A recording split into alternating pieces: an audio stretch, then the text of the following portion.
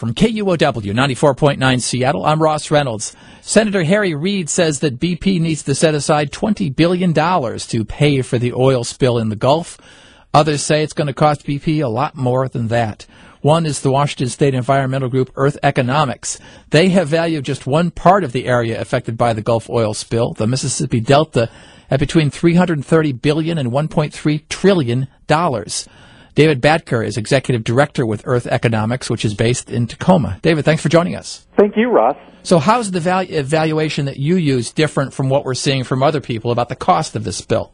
Well, their valuation is based on, I'd say, techniques from the Exxon Valdez, fisherman's year, a year of fishermen's wages lost, etc.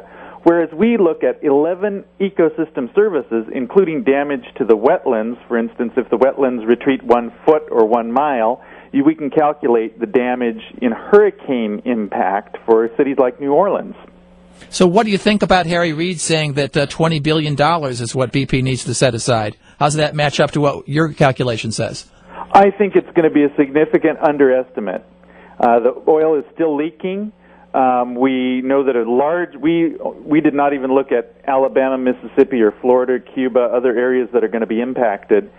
And also, this area, Louisiana, has the most experience in court in dealing with issues like wetlands loss and the hurricane impact on one hurricane will bring that oil in to pollute water supplies for a number of cities. There's a huge number of impacts, and there's no jurisdiction better suited in the world to deal with this than Louisiana because they have a huge history in it.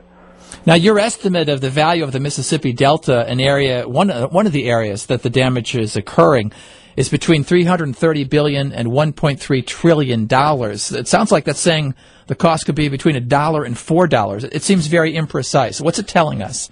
This is like a house appraisal or a business appraisal, just like when BP purchased Arco. Arco had kind of a high value for themselves. BP had a low value. This is still a new area, so we took the very lowest dollar values for these ecosystem services in the academic literature to establish the low value and the highest values to establish the high value.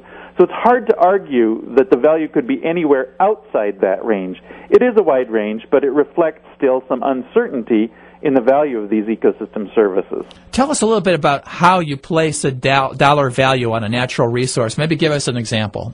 Just like, think about Seattle Public Utilities.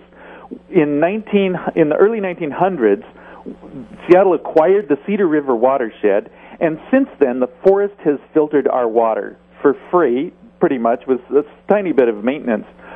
During that, if we had to replace that with a filtration plant, which most cities need, it would cost the city $250 million.